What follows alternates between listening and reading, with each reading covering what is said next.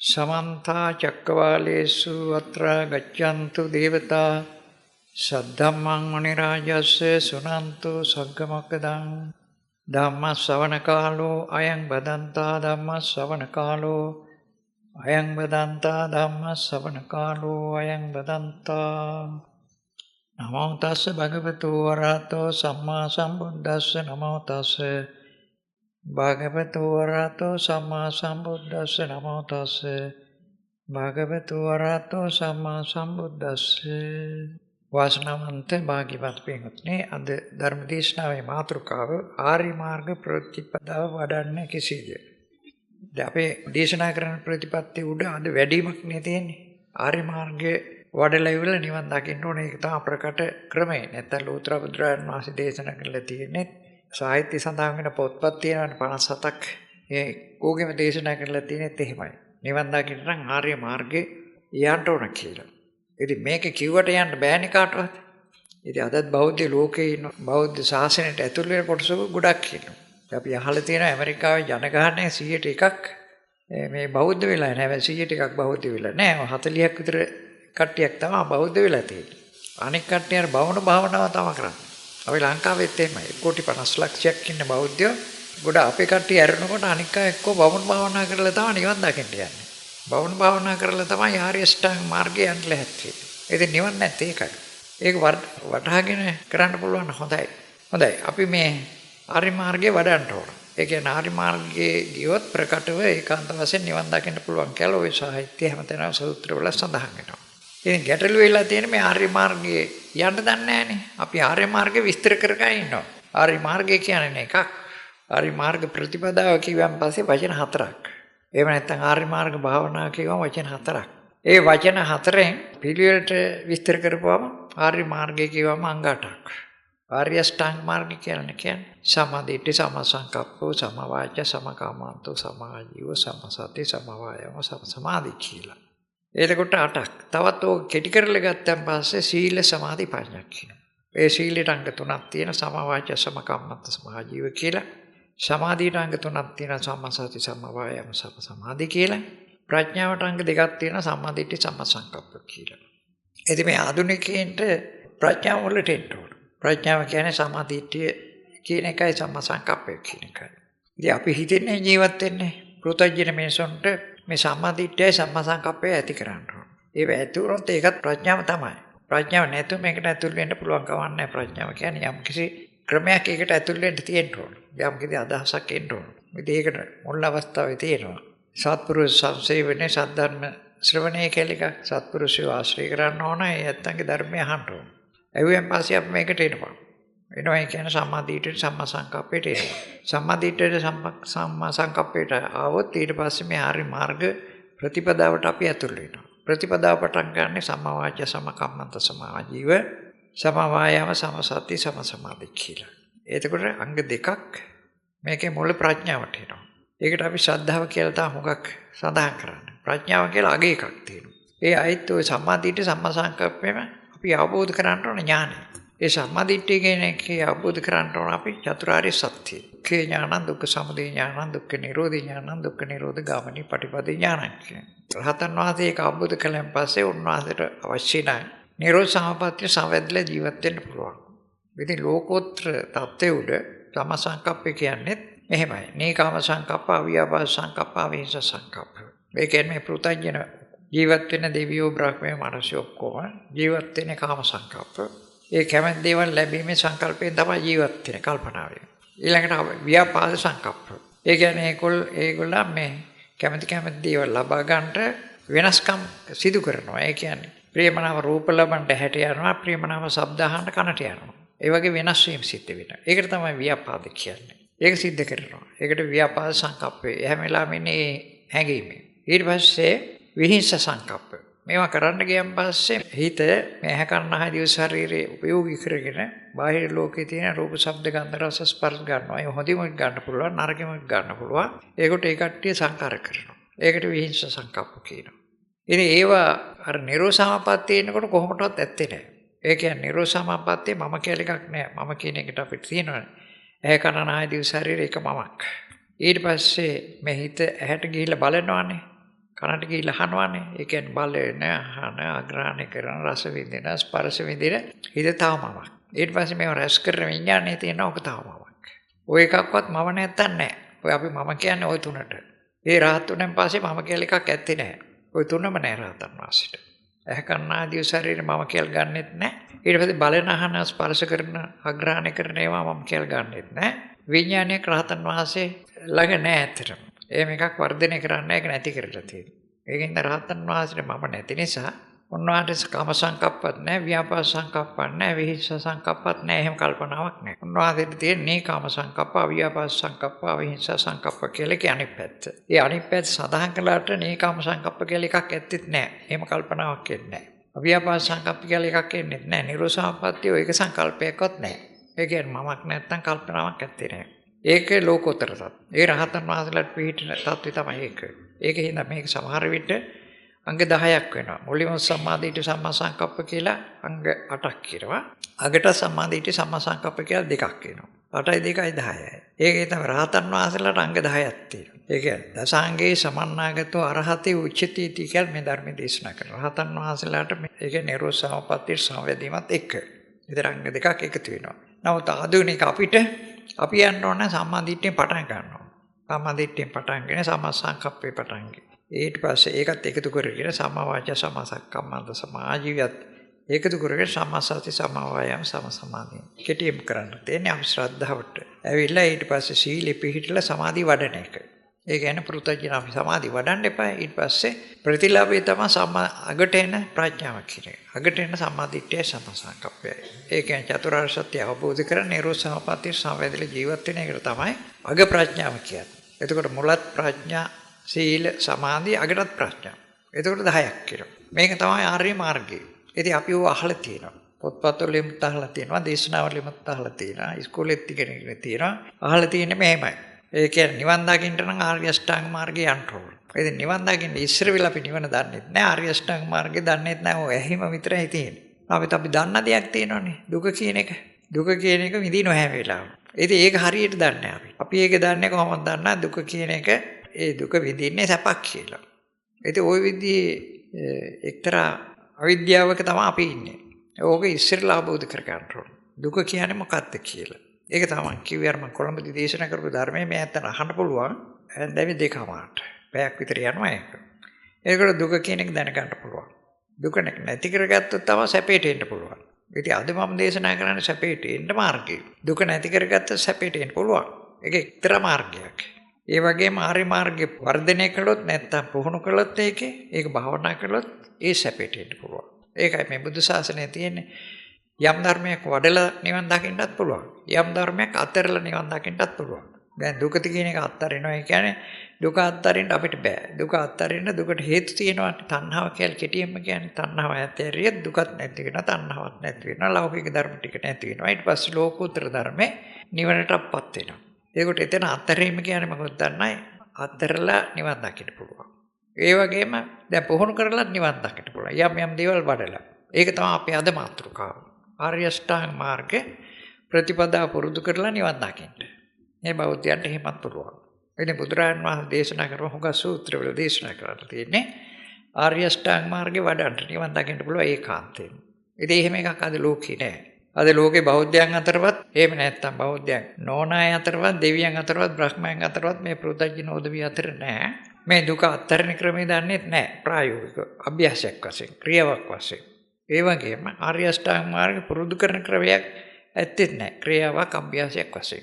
ඒක නිසා අපි බෞද්ධ වශයෙන් නාමික බෞද්ධයෝ. අම්මා තාත්තා බෞද්ධයි. ඒ කට්ටිය උපැන්න සාතිකේ තියෙන්නේ එහෙම.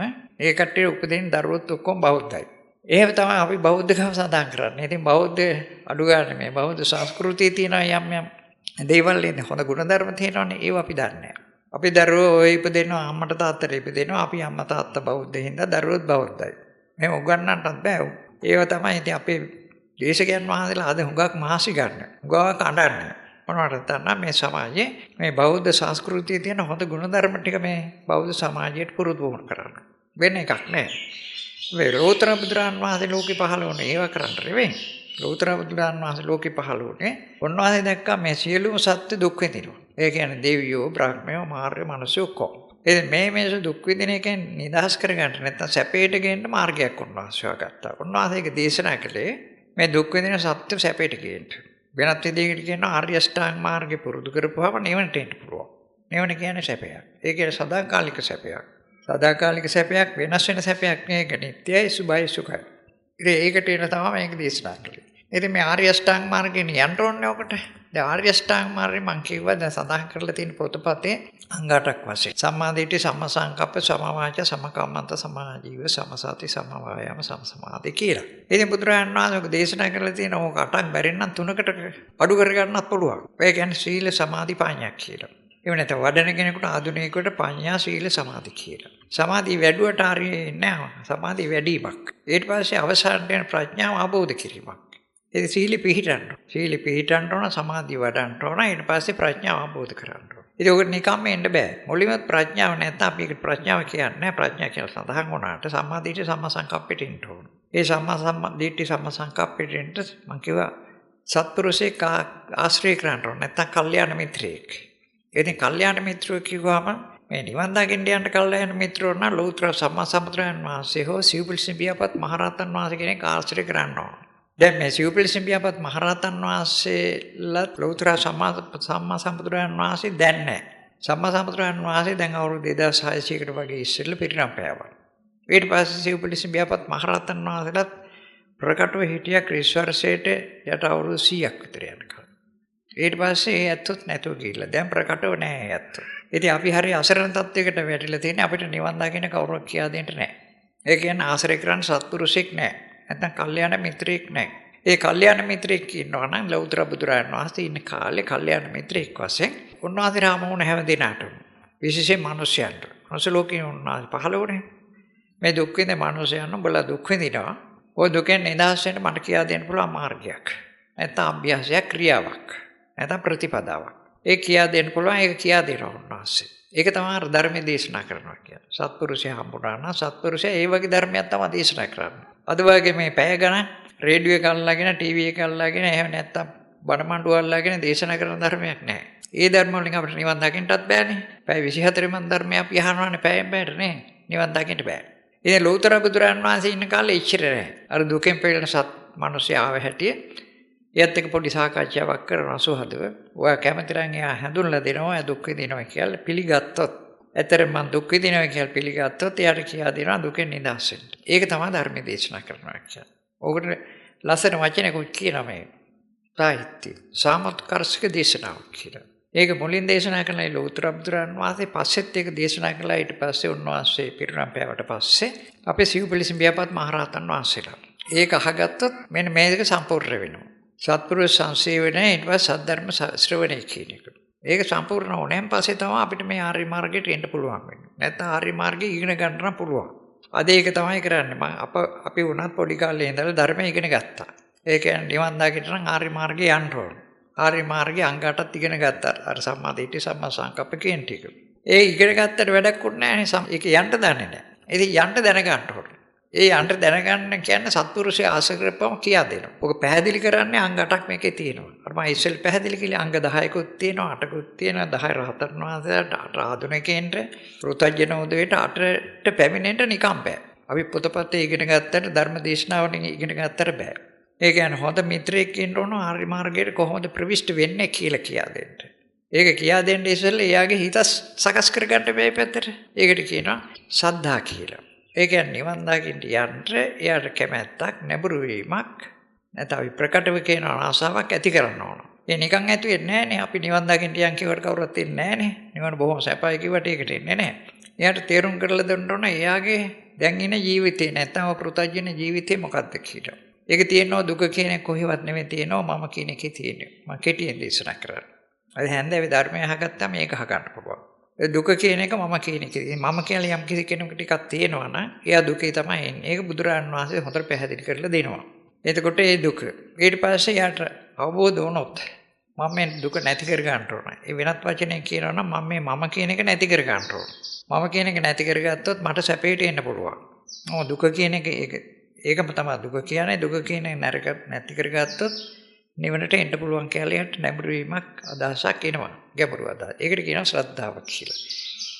ඉතින් එහෙම එන අය බුදුරජාණන් වහන්සේගෙන් හෝ සිව්පිලිසිඹියාපත් මහරහතන් වහන්සේගෙන් ආරාධනයක් කළොත් ස්වාමීනි භාග්‍යවතුන් වහන්සේ මට නිවන් දකින්න කියා දෙන්න. අන්න උන්වහන්සේ ඊට පස්සේ මෙන්න ආර්ය මාර්ගයේ යන ප්‍රතිපදාව කියා දෙනවා. අපි ඔක ප්‍රතිපදාව කිව්වමත් එකක්. ක්‍රියාව කිව්වමත් එකක්. අභ්‍යාස කිව්වමත් එකක්. ආර්ය මාර්ගය කිව්වම වචන හතරක්. ආර්ය මාර්ග භාවනාව හරි ප්‍රතිපදාව හරි කිව්ව වචන හතරක්. නමුත් මේ වචන හතරෙන්ම කියන්නේ එකක්. ඒක අවබෝධ කර ගන්න ඕන. එහෙම කවුරුද දේශනා කරන්නේ? අපි දේශකයන් වහන්සේලා. ආර්ය අෂ්ටාංග මාර්ගයලා නිවන් දකින්න කියන විසක්ක ආර්ය මාර්ගය එකක් කරලා දේශනා කරන්නේ. අපිටත් ගැටලුවක් වෙන්න පුළුවන්. ආර්ය මාර්ගයන් 8ක් තියෙනවනේ ඉස්සර වෙලා. ඒ 8 අඩු කර ගන්න ඕන. එකක් කර ගන්න ඉස්සෙල්ලා 3ක් කර ගන්න ඕන. ඉතින් ලෝතර බුදුරන් වහන්සේගෙත් ඔය භික්ෂුන් වහන්සේලා ගිහිල්ලා අහනවා. ස්වාමීනි භාග්‍යවතුන් වහන්සේ මේ අංග 8ක් පුරුදු කරන එක හරි අමාරුවක් නේ. හොඳයි මහන්නේ. එහෙම අංග 8ක් පුරුදු කරන්න බැරි නම් අංග 3ක් පුරුදු කරන්න පුළුවන්. සමහරයි කියනවා ස්වාමීනි පුළුවන්. මොනවද මේ අංග 3? සීලෙ පිහිටන්ට, සමාධිය වඩන්ට, ප්‍රඥාව අවබෝධ කරගන්න. ඒක නම් පුළුවන් කියලා. සමහරයි ඒකත් බෑ කියනවා. ස්වාමීනි මේ 3කුත් අමාරුයි. එහෙනම් එකක් කරන්න පුළුවන්. ස්වාමීනි එකක් නම් කරන්න පුළුවන්. ඊට පස්සේ අන්න එකක් කරන එක නෝ ක්‍රියාව කියා දෙන. ක්‍රියාව කියම එකයිනේ. නේද? අභ්‍යාස කිව්වත් එකයිනේ. මාර්ගය කිව්වත් එකයි. දැන් ඉස්සෙල් මාර්ගයට අංග 8ක් තිබුණා. ඊට පස්සේ අපි මේක මාර්ගයට අංග 3ක් කරගත්තා. සීල සමාධි ප්‍රඥා කියලා. දැන් ඒකත් බෑ කිව්වම මේක එකක් කරලා කියා දෙනවා. එකක් කරලා කියා දෙනකොට අපිට සම්මුති වචනෙන් කියන්න භාෂාවෙන් නැහැ. අපිට කියන්නේ ක්‍රියාව කියන්න පුළුවන්, අභ්‍යාස කියන්න පුළුවන්, ප්‍රතිපදාව කියන්න පුළුවන්. නමුත් මේක තෝරලා දෙන්න පුළුවන් කමක් නැත්තේ නෑ. වචනේ සම්මුති වචනේ. ඒ කියන්නේ භාෂා කවුරු කතා කරලා දෙවියන්ගේ භාෂාවෙන් හරි බ්‍රහ්මයන්ගේ භාෂාවෙන් හරි මනුෂ්‍යයන්ගේ භාෂා ගොඩක් තියෙනවානේ. ඒකකින්වත් මේ ආර්ය මාර්ගය එකක් කරලා දේශනා කරන්න බෑ. ඒක දේශනා කරන්න ඕනේ උන්වහන්සේ ප්‍රතිපදාවක්. ඒ කියන්නේ අපට අභ්‍යාසයක් ප්‍රායෝගික අභ්‍යාසයක් කියලා දෙනවා. ඒක එකක්. එතකොට ආර්ය මාර්ගයක් වෙනවා. එතෙන්ට කවුරුත් දේශනා කරන්න දන්නෙත් නැහැ ලෝකේ. කවුරුත් දේශනා කළෙත් නැහැ. එතෙන්ට කවුරුත් ගෙනාවෙත් නැහැ. අපිට නිවනක් නැහැ. බෞද්ධකම විතරයි තියෙන්නේ. නිකන් අර අම්මා තාත්තා බෞද්ධෝනේ හිතා. නාමික බෞද්ධකම. මේ එකක් කරන්න ඕන. එකක් කරලා ඉවරලා බුදුරජාණන් වහන්සේ දේශනා කරනවා. හරි. එක මෙන්න මෙහෙමයි වඩන්නේ. වාඩි වෙන්න පර්යංකේ. ඒ කියන්නේ කකුල් දෙක නමන වාඩි වෙන එක දන්නවනේ පර්යංකේ කියන්නේ. අර මිනිහ ගොතාගෙන වාඩි වෙන්න කොන්දයි බෙල්ලයි ඔළුවයි හොඳට කෙලින් තියා ගන්නට, තොල් දෙකෙන් කට වහ ගන්නට, වම් අල්ල උඩ දකුණු අල්ල තියාගෙන ඔඩොක්කුවේ තියා ගන්න. ඕකට කියනවා පර්යංකය කියලා. ওই පර්යංකයේදීම සීල සම්පූර්ණ වෙනවා. ඉතින් අපිට යන්න තියෙන්නේ දැන් බුදුරජාණන් වහන්සේ හම්බෙලා උන්වහන්සේගේ ධර්මය අහලා අපි කැමැත්ත ප්‍රකාශ කරලා තියෙන ස්වාමීනි භාග්‍යවතුන් වහන්සේ මම නිවන් දකින්න කැමැති දුකෙන් නිදහස් වෙන්න කැමැතියි කියලා. ඉතින් ඒකට තමයි බුදුරජාණන් වහන්සේ අර ධර්මතා තුනක් පිළිපදින්න තේරෙන්නේ නැත්තම් අටක් පිළිපදින්න තේරෙන්නේ නැත්තම් එකක් පිළිපදින්න කියලා. එකක් පිළිපදින එක ওই විදිහට වචනෙන් කියා දෙන්නේ නැහැ. අර වචනෙන් කියනවා ඒ කරන්න ඕන දේ. ඒකට අපි ඒක කරන්න ඕන. පරියන්ක බැඳ ගන්න කිව්වම ওই විදිහට අර මිනිහ ගොතා ගන්න ඕන වම් අල්ල උඩ දකුණු අල්ල තියාගන්න. ඔඩොක්කුඩ තියා ගන්න ඕන කොන්දයි බෙල්ලයි ඔළුවයි කෙලින් තියා ගන්න ඕන ඇස් දෙක අඩවම් කර ගන්න ඕන තොල් දෙකෙන් කටවහ ගන්න ඕන. දැන් ඔතෙන්ට බුදුරජාණන් වහන්සේ මොකද කිව්වේ අපිට සීලෙ පිහිටෙන හැටි කිව්වා. සීලෙ පිහිටෙනකොට අංග තුනක් එක සම්පූර්ණ වෙනවා. සම්මා වාචා සම්මා කම්මන්ත සම්මා ආජීව. ඒකට කියන්නේ සීලය කියලා ඒ කොටසට. දැන් අර තුනක් එකක් කළා. තවත් අපිට ඉස්සරහට තියෙනවා. ඒ සීලෙ පිහිටන්නේ ඔහොමයි. පරියංග බෙදගෙන වාඩි වෙන්න. ඊට පස්සේ අපි නිවන් දකින්න යන කාලයක් නිර්ණය කරගන්න. අපේ දේශකයන් වහන්සේලා කියනවා වගේ ඉපදුන දවසේ ඉඳලා සිල් රැකෙන්න කියන්නේ නැහැ. බුදුරජාණන් වහන්සේ. නිවන් දකින්න. නිවන් දකින්න අපි පුරුදු වෙන්න ඕන ආධුනිකයෝ වශයෙන්. එකපාරම පුළුවන් කමක් නැහැ. පැය ගණන් දවස් ගණන් ওই පරියංගේ බැඳගෙන භාවනා කරන්න බෑ. හරිම. ඒ හින්දා එක එක්කිනාගේ හැටි හැටිට.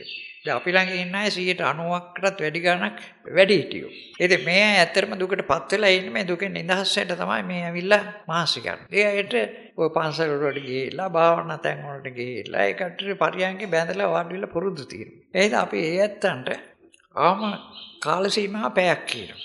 තාම සමහර අය ඉන්නවා තරුණ ළමයි ඉන්නවා පොඩි අය ඉන්නවා මෙතනත් ඉන්න පොඩි ළමයි දෙන්නෙක් ඉන්නවා තරුණ ළමයි ඒ දෙන්නේ තුන් දෙනෙක් විතර නම් පූංචිම ළමයි දෙන්නෙක් විතර ඉන්නවා ඒකට මොකක් කරගන්න බෑ ඉතින් එයාට ඒ විදිහට කියා දෙන්න ඕන මොකද මේ සීලෙ පිළිගන්නේ කොහමද කියලා හරියංග බැඳ ගන්න ඕන කෙනෙක් දන්න හැබැයි පුතේ ඔක හොල්ලන්නේ නැතුව ඉන්න ඕන පැයක් නම් බෑ කට්ටිය ඒ කියන්නේ එකට මේටු 10ක් 15ක් වගේ ඒ ඇත්තට කියා දෙන්න වෙනම අර හුඟක් කල් ඉන්න අය පෘථජ්ජනයි ඉන්නවනේ දැන් දුකටපත් වෙලා මැරෙන්න ඉස්සෙල්ලා නිවන් දකින්න ඕන කියන අය ඒකට පැයක් වැඩි කාලයක් කියන්න එපා. පැයක් ඉන්න. ඒකට අපි නිවන් දකින්න යන්න පැය. ඒ පැයක කාලය තුල මේ විදිහට පරියන්කේ බැඳගෙන ඉන්නව කඩන්න එපා. කකුල් දෙක දිග අරින්න එපා, අත් දෙක දිග අරින්න එපා, කොටල් දෙකෙන් කට අරින්න එපා, ඇස් දෙක අරින්න එපා. එතකොට ඌව කරන්නේ නැතුව ඉන්න ඕන. ඔය ඇස් දෙකෙන් බලන එක ලෞකික කාර්යයක්. කනෙන් ශබ්ද අහන එක ලෞකික කාර්යයක්. නායෙන් ආග්‍රහණය කරගෙන ලෞකික කාර්යයක්, දිවෙන් රස විඳින එක ලෞකික කාර්යයක්, කයෙන් ස්පර්ශ විඳින එක ලෞකික කාර්යයක්. මේ ලෞකික කාර්යයන් කර කර අපිට නිවන් දකින්න බෑ. නිවන් මාර්ගයත් ලෝකෝත්තරයි. එතකොට නිවනත් ලෝකෝත්තරයි. අපි මේ අහල විතරනේ තියෙන්නේ. ප්‍රායෝගික යන්ත්‍ර මේ ඔක්කොම අත්තරින්න ඕන. දැන් අපි ඇහෙන් බලන එක අත්තරින්න ඕන. කනෙන් අහන එක අත්තරින්න ඕන. අහෙන් ආග්‍රහණය කරන එක අත්තරින්න ඕන. දිවෙන් රස විඳින එක අත්තරින්න ඕන. කයෙන් ස්පර්ශ ලැබෙන එක අත්තරින්න ඕන. ඒ වගේම හිතක් තියෙනවානේ. ඔය හිතින් හිතන එකත් අත්තරින්න ඕන. හිතින් තමයි ඔය රූප බලන්නේ අපි ඇහැට ගිහිල්ලා. හිතින් තමයි කනට ගිහිල්ලා සද්ද අහන්නේ. හිතින් තමයි නාහයට ගිහිල්ලා ආග්‍රහණය කරන්නේ. හිත දිවට ගිහිල්ලා තමයි රස විඳින්නේ. හිත කයට ගිහිල්ලා තමයි ස්පර්ශ විඳින්නේ. එතකොට මේ හිත සම්පූර්ණ ඉඳහස් කර ගන්න ඕන. මේ ඇහැ ආශ්‍රය නොකර, කන ආශ්‍රය නොකර, දිව, නහය, කය ආශ්‍රය නොකර හිත පවත්වා ගන්නවා. ඒ පවත්වා ගත්තොත් හිත නිදහස් කර ගන්න. එතකොට අර බලන්නෙත් නැහැ, අහන්නෙත් නැහැ, ආග්‍රහණය කරන්නෙත් නැහැ, රස විඳින්නේ නැහැ, ස්පර්ශය ලබන්නෙත් නැහැ. ඒක කටින් කිව්වට කාටවත් තේරෙන්නේ නැහැ ඉතින්. බුදුරජාණන් වහන්සේ මේ අභ්‍යාසයකට ඇතුල් කරලා තියෙනවා. ඕක කරන්නේ. ඒකට කියන්නේ අපි සම ආජීවයක් කියලා. දැන් මේ ආජීවය කියන්නේ ඇහැට ගිහිල්ලා රූප බලන එක. කනට ගිහිල්ලා ශබ්ද අහන එක. ආහයට ගිහිල්ලා ආග්‍රහණය කරන එක. දිවට ගිහිල්ලා රස විඳින එක. කයට ගිහිල්ලා ස්පර්ශය ලබන. ඕක පෘථජ්ජන මේසුගේ විලාසනේ. ඒකට ජොබ් එක විතරමයි කරන්නේ. ඉතින් ඒකට ඒකෙන් සංසාරේ අපායට සතර අපාගත වෙනවා විතරයි වෙන්නේ. ඉතින් ඒක නිදහස් වෙන්න නම් අපි මේ අපේ පෘථජ්ජන ක්‍රියාවලිය අත්හරින්න ඕනේ. එතකොට එනවා අපි ලෝකෝත්තර පැත්තට. ඒ කියන්නේ හිත ලෝකෝත්තර පැත්තට ගන්නවා. දැන් හිත ඇහැට යනකල් ඇහත් ලෞකිකයි හිතත් ලෞකිකයි. හිත කනට යනකල් ශබ්ද අහන්න කනත් ලෞකිකයි හිතත් ලෞකිකයි. එතකොට හිත පහටම යනකොට හිත ලෞකික වෙනවා. ඒක ඕකේ තමයි අපි ජීවත් වෙන්නේ. මේ පෘථජ්ජන ඔක්කොම දෙවියෝ, මාර්යෝ, බ්‍රහ්මයෝ, මනුස්සයෝ ඔක්කොම. සතර අපාගත සත්‍යත් එහෙමයි. ඒක ඔක නිදහස් කරගන්න අපි දන්නේ නැහැනේ නිදහස් කරගන්න කිව්වට. අපිට අපි දේශකයන් වහන්සේලා ධර්මයේ දේශනා කරනකොට පැය 24ම කියන්නේ ඒකයි. ඔය ඇහ කන ආදී උසාරයෙන් හිත විනාශ කරගන්න රූප, ශබ්ද, ගන්ධ, රස, ස්පර්ශ බලන එකෙන් හිත අයින් කරගන්න පුළුවන් කමක් නැහැනේ. අපි එහෙම අභ්‍යාසයක් කරලා නැහැ, දන්නේ නැහැ. ඒකට ඉතින් සත්පුරුෂ සේවනය කියන්නේ ඒකටයි. ලෝතර සම්මා සම්බුදුරන් වහන්සේ ඒක කරලා ඔන්න සම්මා සම්බෝධියටපත් වෙලා නිවන් දැකලා තියෙනවා. රහතන් වහන්සේලාත් ඒ අභ්‍යාසය කරලා නිවන් දැකලා තියෙනවා. ඒකින්ද ඒ ඇත්තන්ට කියා දෙන්න පුළුවන් මේක. අනික් අයට බෑ. ඉතින් අනික් අය නිකන් ඔය අර මොකද්ද උරගානවා විතරයි. හැමදාම රේඩියෝ එක අල්ලගෙන ටීවී එක අල්ලගෙන පාසලේ බණ ආසනේ අල්ලගෙන ඔහේ කෑ ගහනවා විතරයි. අපිට කියනවා නිවන් දකින්න මේක කරන්න මේක කරන්න. ඉතින් අපිට කියා දෙන්නේ නැහැ නේ කරන විදිය. ඉතින් මේ බුදුරජාණන් වහන්සේ හරි සිව්පිලිසිඹියපත් මහරහතන් වහන්සේ මේ සත්පුරුෂ දෙන්න. මේ අපිට කියා දෙනවා. ඒ කියා දෙන අර සීලෙ පිළිපදන්න තමයි අර විදියට කියා දෙන්නේ. කොහොමද දැන් සීලෙ පිළිපදන්නේ? සම්මා වාචා කියලා තියෙනවනේ. මෙච්ච වාචා මේ වෙන් වෙන්න ඕන සම්මා වාචාවට එන්න. ඒකට කොහොමද දන්නන්නේ? තොල් දෙකෙන් කට වහගත්තාම පැය කාලය තුල සම්මා වාචාවට එනවා ඉබේම. ඔන්න ක්‍රියාව එකයි. දරුව හැමති හාමුදුරුවෝ කියන්නේ මොකද දන්න බොරු කියන්නේ නැතුව ඉන්න, කේලම් කියන්නේ නැතුව ඉන්න, පරස වචන කියන්නේ නැතුව, සම්පප්‍රලව කියන්නේ නැතුව ඉන්න කියලා. ඒක කරන්න පුළුවන් දෙයක් නෙමෙයි. අපි සම්මති ජීවිතේ ජීවත් වෙන්න තාක්කල්. බොරු කියන්නේ නැතුව ජීවත් වෙන්න බෑ කවදාවත්. ඒ කියන්නේ රහතන් වහන්සේ හරි බුදුරජාණන් වහන්සේ හැරෙනකොට අනික ඔක්කොම මේ ආර්ය මාර්ගයේන සෝවාන් වෙච්චි, සකෘදාම වෙච්චි, අනාගාම වෙච්චි උදවිය වුණත් බොරු කියනවා. පස්පව් වලින් වෙන් වෙන්න කියලා හාමුදුරුවෝ කිව්වට කාටවත් වෙන් වෙන්න බෑ කවදාවත්. ඒක සත්‍යයක්. ඒක යථාර්ථය. ඕන කෙනෙක් තර්ක විතර්ක කරලා බලන්න. එහෙම බොරු කියන්නේ නැතුව කවුරු හරි ඉන්නවද කියලා. එහෙම කෙනෙක් නෑ. ඉන්නවා නම් ඉන්නේ ලෞතර සම්මා සම්බුදුරජාණන් වහන්සේනේ. රහතන් වහන්සේලා. රහතන් වහන්සේලා ඔක්කොම එහෙමයි. සිව්පිලිසිඹියාපත් මහරහතන් වහන්සේලා විතරක් නේ. අනික සූත්‍ර විදර්ශක මහරහතන් වහන්සේලාත් බොරු කියන්නේ නැහැ. හැබැයි අනාගාමී වෙච්ච උත්තමයාත් බොරු කියනවා. සකෘදාගාමී වෙච්ච උත්තමයා බොරු කියනවා. සෝවාන් වෙච්ච උත්තමයාත් බොරු කියනවා. ඒකට මේ ආර්යත් බොරු කියනවා. ඒක නිදහස් වෙන්න බෑ. ඒකෙන්ද එහෙම ධර්මයක් නෑ. බුදු ශාසනයේ පස්පව් වලින් වෙන් වෙලා ඉන්න කියලා ධර්මයක් දේශනා. ඒක බුදුරජාණන් වහන්සේ පහළ වෙන්නත් ඉස්රේල් මේ ඉන්දියාවේ තිබුණු ධර්මයක්. පංචශීලයේ රකින්න කියලා. පංචශීලයේ නේ ඒගොල්ලන්ට තිබුණ අටශීලයකුත් තිබිලා තියෙනවා. දැන් බුදුරජාණන් වහන්සේ පහළ වෙන්න ඉස්සෙල්ලා මහාමායා දේවීන් වහන්සේ පොයට අටශීල රැක්කයි කියලා මේ පොතපතේ සඳහන් වෙනවා. ඉතින් බුදුරජාණන් වහන්සේ දේශනා කරපු ධර්මයක් නේ අටශීල කියන්නේ. ඒ වගේ සීලයක් අපි මේ බෞද්ධයෝ අරගෙන යනවා. පංචශීල කියලා එකක් රකින්න, අටශීල එකක් රකින්න, පොයි දවස් අටශීල රකින්න, පොයි දවසට පොස 10 සීල රකින්න, ඊට පස්සේ මහාන වෙලා ඒ කියන්නේ මහාන සීලේ පැවිදි සීලේ රකින්න, උපසම්පදා වෙලා උපසම්පදා සීලේ රකින්න කියලා සිල්පද ගොඩාක් තියෙනවා දේශිකාරක් විතර. ඉතින් මේව රැකලා නිවන් දකින්න බෑ. මේවෙන් රැකලා නිවන් නෑ. අපිට අර ක්‍රියාවට එන්න ඕන. ඒක එකක් කරගන්න ඕන. එකක් කරගන්න අපි දන්නේ නෑ. මොකද පොතපතේ නම් තියෙනවා. ඔක වැඩි කරගත්තා. බුදුරජාණන් වහන්සේගේ ආර්ය අෂ්ටාංග මාර්ගය කියලා අංග 8ක් තියෙන මාර්ගයක් කියලා. ඉතින් බුදුගොසුන් වහන්සේ මොකද්ද කිරුවේ? ඒ 8 32ක් කරලා ලිව්වා. ඒක තව විස්තර කළා. ඒකට තමයි එයා විස්තර කරලා ලිව්ව අපි ඒවා ඉගෙන ගන්න. ඉතින් අපි අද උගත්තු ආර්ය අෂ්ටාංග මාර්ගයේ අංග 8 විස්තර කරන්න කිව්වොත් අපි 32කට වෙන් කරනවා. සම්මා වාචා කියන්නේ මෙහෙමයි. කතමාසා භික්කවේ සම්මා වාචා ඕවා බුදු කුසලියක් වේවා. මුසාවාදා වේරමණිය, පිසුනා වාචා වේරමණිය, පරස වාචා වේරමණිය, සම්පප්‍රලාප වේරමණිය. නමුත් අනිත් පැත්තට යෝග වෙන්න තියෙන්නේ. ඒ කියන්නේ වචන අපි කතා කරනවා ඊට වඩා පැත්තෙන් කතා කරනවානේ. ආශිර්වාද කරනවා, පින් දෙනවා, ගාථා කියනවා, පිරිත් කියනවා. ඕ හොඳ වැඩනේ නේ. ඒවයි අර නරකේවයි හතරකුයි තියෙනවානේ. ඔක්කොම නතර කරන්න ඕන සම්මා වාචා. ඔක්කොම ලෞකිකයිනේ. ආශිර්වාද කරන එක ලෞකිකයි. පින් දෙන එක ලෞකිකයි. ගාථා කියන එකත් ලෞකිකයි.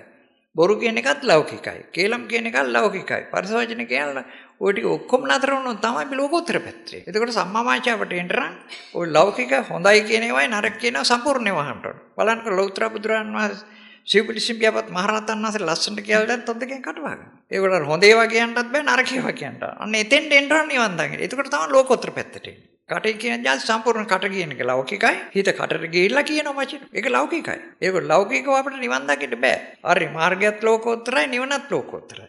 මේ පෘථජන ඔක්කොම ඉන්නේ. දෙවියෝ වුණත්, මාර්යෝ වුණත්, බ්‍රහ්මයෝ වුණත්, මනුස්සයෝ වුණත් ලෞකිකයි. ඉතින් මේ ඇත්තන්ට එක් මාර්ගයක් නැත්තම් යන්න බෑ නිවන්. බුදුරජාණන් වහන්සේ මේක විස්තර කරන්න ඕනේ අටුවාව නැත්නම් අර්ථ කතාව උන්වහන්සේ දේශනා කළා. මේ මගේ මාර්ගයේ අංග 8ක් තියෙනවා කියලා. ඒක තමයි වැඩිම ගන්න. ඒක අඩු කළා උන්වහන්සේ 3කට. ඊට පස්සේ 3කට අඩු කරලා ඒකත් තේරෙන්නේ නැති වෙනකොට කිව්වා එකකින් පුළුවන්ද පුළුවන්. ආන්න එහෙමයි බුදුරජාණන් වහන්සේ කිව්වේ. බුදුරජාණන් වහන්සේ අටුවා ලිව්වේ එහෙමයි. අට ලියලා අඩු කරගෙන ක්‍රියාවටම යනවා. අද එහෙම නෙවෙයි අටුවා ලියලා තියෙන බුදුගොස් අටුවා ලිව්වේ මොකද දන්නවද? අන්න සම්මා දිට්ඨිය කියන එකට ලිව්වා මොකද දාන්න දුක්ඛේ ඥානං දුක්ඛ සමුදය ඥානං දුක්ඛ නිරෝධේ ඥානං දුක්ඛ නිරෝධ ගාමිනී පටිපදේ. ඔය වගේ දිගට ලිව්වා. ඉතින් අපි ඉගෙන ගන්න අය විතරයි. ඉතින් අපිට යුනිවර්සිටි එකට යන්න පුළුවන්. ශාස්ත්‍ර වේදී ශාස්ත්‍රපති දර්ශනපති ඔය වගේ බුදු ධර්මයෙන් ගන්න පුළුවන්. ඒක ඉතින් ඔළුවේ තියාගෙන ඉන්නවා ඊට පස්සේ මැරෙනවා. ඒගොල්ලන්ගේ අදහස් ටික දේශනා කරනවා. ටීවී එකට යනවා, රේඩියෝ එකට යනවා, දේශනා කරනවා, පාසලේ හාමුදුරු පාසලේ බණ මණ්ඩුවේ දේශනා කරනවා. අපිත් අහගෙන ඉන්නවා. ශ්‍රාවකෙක් ගොඩක් ඉන්නවා. ඇයි මේ කටියට දුකයි නිවන් දකින්න යන. දැන් මෙතනත් ඉන්නවා මං කිව්වේ 90ක් විතර ඉන්න මැදිවිය බුදුයි. නැත්තම් ඊට එහා ගියාය. මොකද මේ අතෝ දැන් දුක දන්නවා ජීවිතේ. ඒක නිදහස් වෙන්න මේ කටියට හරි හදිස්සි. ඉතින් ඇවිල්ලා ඒ අතෝ ඉඳගෙන හිටියට හාමුදුරුවෝ කියා දෙන්න දන්නේ නැහැ. ඉතින් රේඩියෝ එක දාගෙන හිටියත් ටීවී එක දාගෙන හිටියත් අරක තමයි කියන්නේ. මේවත් තියෙන ලෝභ ද්වේෂ මොහ නැති කරගත්තොත් නිවන් දකින්න පුළුවන්. ඉතින් ලෝභ නැති කරගන්න දන්නේ නැහැ. ද්වේෂ නැති කරගන්න දන්නේ නැහැ. මොහ නැති කරගන්න දන්නේ නැහැ. ඔය නැති කරගන්න ඒවා. මම අද කියන්නේ ඇති කරගන්න දෙයක් නේ වඩන දෙයක් නේ ඔය දෙකේ වෙනසක් නැහැ එක පැත්තකින් නැති කරගන්නකොට අනිත් පැත්තේ වැඩිනවා ඒක ධම්මචක්කපවත්තන සූත්‍රයේ එහෙම දෙයක් තියෙනවා ඒ කියන්නේ පහතබ්බ ධර්මයක් තියෙනවා ඒ කාම තණ්හා භව තණ්හා විභව තණ්හා කියන්නේ ඕක ප්‍රහීන කරන්න අතාරින්න කියලා ඒකම අනිත් පැත්තේ එන භාවිතබ්බන් කියලා ඒ භාවිතබ්බන් ධර්මයේ තමයි ආර්ය අෂ්ටාංග මාර්ග සම්මා දිට්ඨි සම්මා සංකප්ප කියන ටික භාවිත කරන්නේ නැත්නම් පුරුදු පුහුණු කරන්න වඩන්න. ඉතින් ඔය දෙකෙන්ම කරන්නේ එකයි. ඒ කියන්නේ තණ්හාම අත්හැරියොත් ඉබේම ආර්ය අෂ්ටාංග මාර්ගෙ වැඩෙනවා.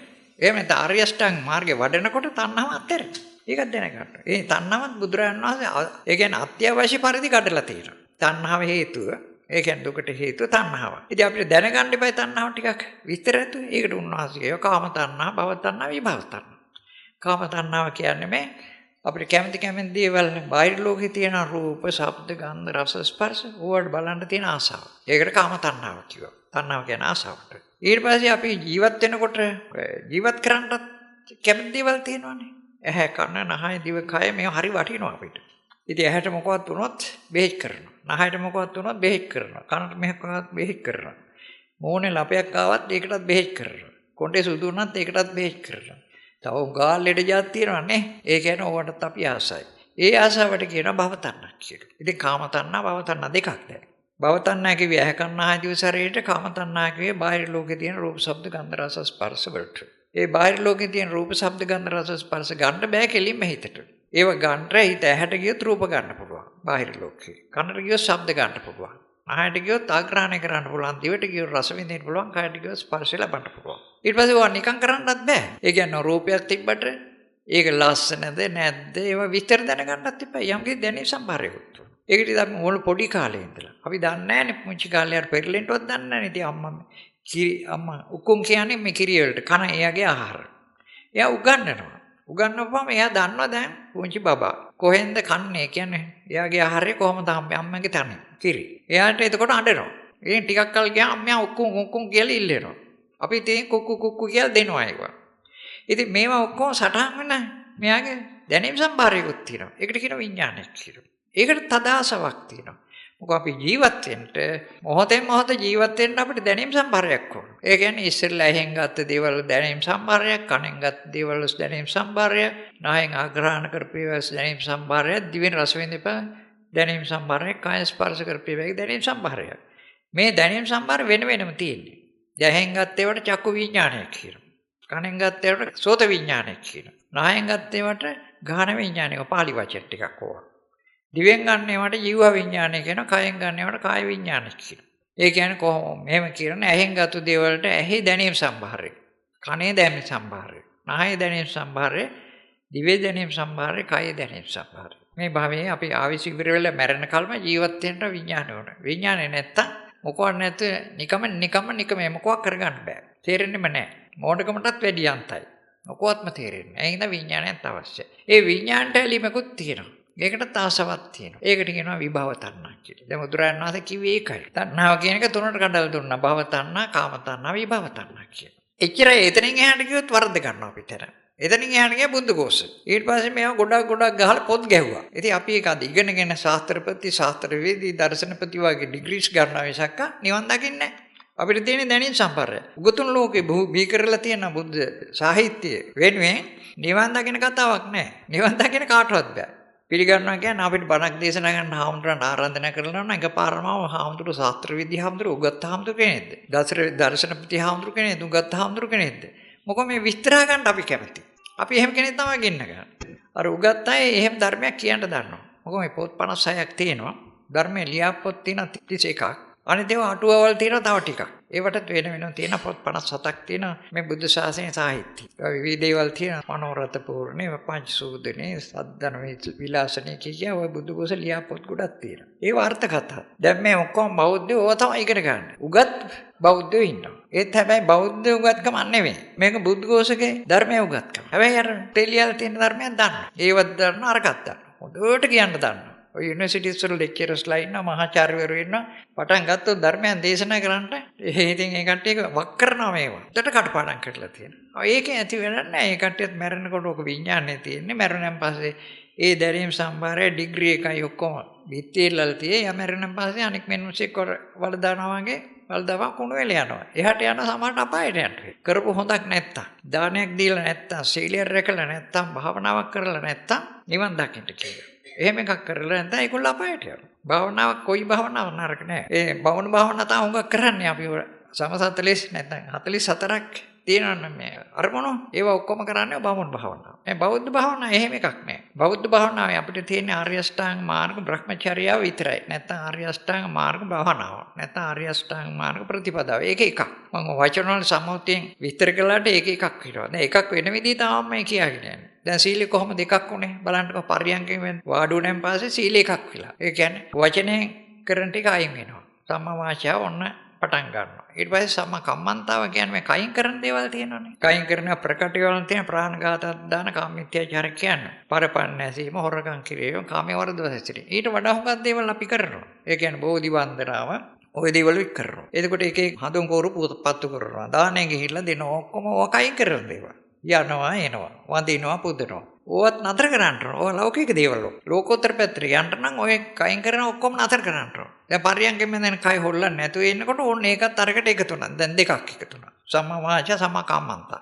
දැන් සීලේ අංග තුනක් නේ. තව තියෙන සම්මා ආජීවය කියලා. ආජීවය කියන්නේ ජීවත් වෙන්න කරන්නේ. අපි ජීවත් වෙන්න කරන්නේ කොහොමද බුද්ධඝෝෂ ලියලා තියෙන මොනවද දන්නවද? වසවින්ද වෙනදාමෙන් වෙන් වෙන්න ඕන. එතකොට සම්මා ආජීවය. එතකොට සත්තු මස් පෙරස ඇති කිරීමෙන් වෙන් වෙන්න ඕන.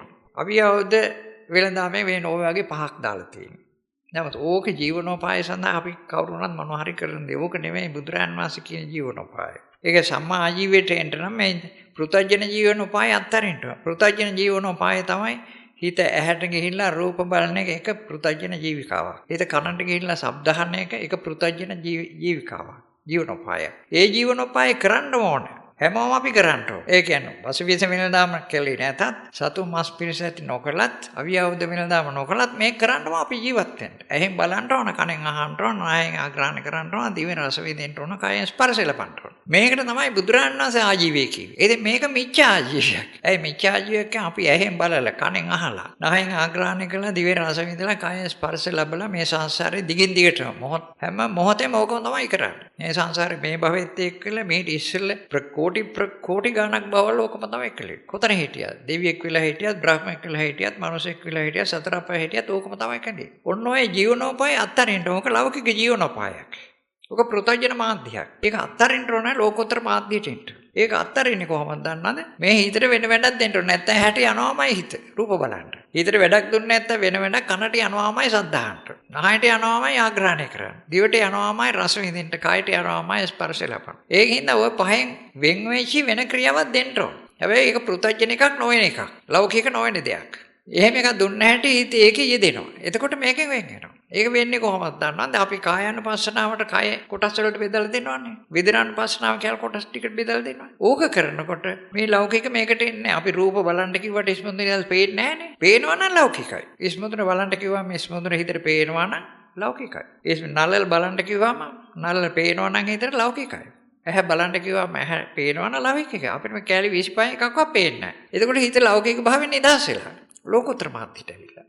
අන්න එතෙන්ට ගන්න. ඕක කවුරුක් කියා දෙන්නේ නැහැ. කිසිම ලෝකයේ අද නෙවෙයි අවුරුදු 2000 ගණක් තිස්සේ කවුරුක් කියා දුන්නේ නැහැ. මම මේ කියා දුන්නට. එතෙන්ට ගන්න ඕන හිත. එතකොට අර සම්මා වාචා, සම්මා කම්මන්තා, සම්මා ආජීවයට එකපාරම එනවා. ඒක අංග තුනම එකම ක්‍රියාවකින්. දැන් සීලය කියන්නේ එක ක්‍රියාවක්. දැන් මම ඔය තුනම එකතු කරන්නට යන්නේ. සීල සමාධි ප්‍රඥා කියන තුනම එකතු කරන්න. දැන් දෙකක් එකතු වෙලා තියෙනවා. ප්‍රඥා කියන කොටසත් එකතු වෙලා තියෙනවා. සීලය කියන කොටසත් එකතු වෙලා තියෙනවා. මේ පරියංගේ ඉන්නකොට විතරයි. දැන් අපි ඊට පස්සේ භාවනා කරන්න යනවා කියන්නේ කායानुපස්සනාවේ අර කැලි 25 බලන එක. ඒක සම්මා සතියෙන් සමාධියදී කරන එක. සති වායාම සමාධි කියන එකේ ඒ අංග තුනෙන්ම කරන්නේ ඔය ක්‍රියාව. ඉස්මතුන්ට ඇවිල්ලා ඔය කැලි 25 බලනකොට සතියක් තියෙනවා, වායාමයක් තියෙනවා, සමාධියක් තියෙනවා. ඒ වගේම දෙක ඔක වඩ යන්න ඊට පස්සේ ඒක තමයි භාවනාවක් කියන්නේ. වර්ධනය කරන්න. එතකොට මේ ඔක්කොම එකට වෙනවා. දැන් පඤ්ඤා කියන එකක් තියෙනවා. ඒ කියන්නේ සම්මාදිට සම්මා සංකප්ප කියන එක තියෙනවා. ඊට පස්සේ සීලය කියන එකට සම්මා වාචා සම්මා කම්මන්ත සම්මා ආජීව කියන දැන් මේ ක්‍රියාවලියටම එකතු කරලා තියෙනවා. එකම ක්‍රියාවක්.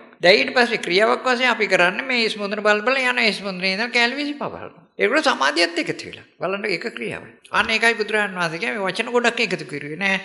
ඔයාට ඕනනම් මං කියා දෙන්නම්. එක ධර්මයක්. නැත්නම් එක ක්‍රියාවක්. එක අභ්‍යාසයක්. එක ප්‍රතිපදාවක්. ඉතින් උකට තමයි බුදුරජාණන් වහන්සේ කිව්වේ ඉතින් ඒක තෝරලා දෙන්න ඕන හින්දා වචන අපිට පාවිච්චි කරන්න වෙනවා. මේ සම්මුති පුද්ගලයත් එක්ක අපි ජීවත් වෙන්නේ. ඒ සම්මුතියෙන් ඒ කට්ටිය සංනිවේදනය කරගන්නේ සම්මුති වචන පාවිච්චි කරලා. උලට හුරු වචන ඒගොල්ලන්ගේ භාෂාවේ. ඒ බුදුරජාණන් වහන්සේත් ඒ කාලේ මගද භාෂාව උන්වහන්සේ තෝරලා දුන්නා මේක. ඒ විදිහට. නමුත් ඒක ක්‍රියාවක් තියෙනවා. ඒකට තමයි ආර්ය අෂ්ටාංග මාර්ග භාවනාවක් කියන්නේ. ඒක කළොත් නිවන් දකින්නවා ඒකාන්ත වශයෙන්. හැබැයි ඒක තමයි අවබෝධ කරගන්න ඕන. ඉතින් මේ අංග 8ෙම කියන්නේ මේ ක්‍රියාවලිය. මේ අංග 3ෙම කියන්නේ මේ ක්‍රියාවලිය. තව ඕන්න බුද්ධ ഘോഷමයා කරපු විදිහට ඔක 32ක් කළානේ. 32 කරන්නේ සම්මා දිට්ඨිය කියන්නේ මොකද්ද? දුක්ඛේ ඥානං, දුක්ඛ සමුදය ඥානං, දුක්ඛ නිරෝධේ ඥානං. ඊතර 4යි. ඊට පස්සේ කම්ම සංකප්පෝ කියන්නේ නේකාම සංකප්ප, ව්‍යාපාද සංකප්ප, විහිංස සංකප්ප. එතන 3යි 7යි. ඊට පස්සේ සම්මා වාචා කියන එකේ කටි 4ක් කියලා තියෙන එක වැරදි. පොතේ තියෙන එක. ඒ 4 ඊට පස්සේ කම්ම කම්මන්ත එතනක් තියෙන 13ක්. සමාධියටත් තියෙන 12ක්.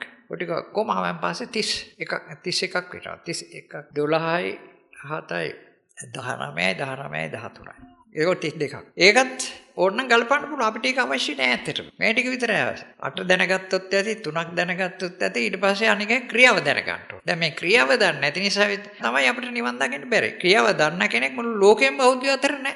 මහානායකලා ඉන්නවා, ඉන්නායකලා ඉන්නවා. එතකොට තව ඔක්කොම රටේ නැති නායකයෝ ඉන්නවා. මේ රටේ විතරක් නෙවෙයි තේරවාදී බෞද්ධ රටවල් 5ක් තියෙනවා. තායිලන්තේ, කාම්බෝජේ, ලාෝසේ, බුරුමේ, ලංකාව කියලා. ඕගෙත් නැහැ. අනික ඒ වගේ ඒවා කරා. ඉතින් ලෝකේ කොහෙවත් නැහැ. ඉතින් බෞද්ධකම පැතිරෙනවා කියලා වික්ෂුන් වහන්සේලා කියන පැතිරෙන්නේ නැහැ. බමුණු භාවන ඒව තමයි පැතිරෙනවා. කසින භාවන කසින 40ක්. ඒ 40 තමයි කර කර දකලා. ඉතින් බෞද්ධ කිසියා ඉන්නවා. ඒ කාලෙත් එහෙමයි. බුදුරජාණන් වහන්සේ ඉන්න කාලෙත් ඕක තමයි කළේ. දැන්වත් ඒකම තමයි කරන්නේ. ඉතින් අපි බෞද්ධයෝ කරන්නේ බමුණු භාවනාව. ඒගොල්ලෝ නිවන් දකින්න බලනවා ආර්ය අෂ්ටාංග මාර්ගය ගිහිල්ලා. ආර්ය අෂ්ටාංග මාර්ගයේ පැත්තකටවත් දෙන්නේ.